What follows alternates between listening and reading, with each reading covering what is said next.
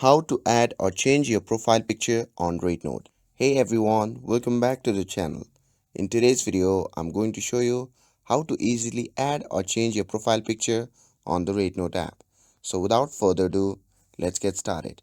So first thing first, open the REDnote app and make sure that you are logged in to your account.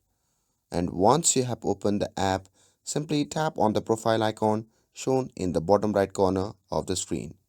And in your profile page, you can see the option labeled profile. Simply tap on that. And in this section, you can see the small icon of your profile picture. Simply tap on that. And from here, your gallery will open automatically. Choose a photo you would like to use as your new profile picture. For example, I'll just pick this one. And once you have selected the picture, simply click on save and the app will upload your new profile picture, and just like that, it's uploaded. And there you have it. That's how you can add or change your profile picture on REDnote. If you found this video helpful, don't forget to like, share and subscribe to get updated for more videos.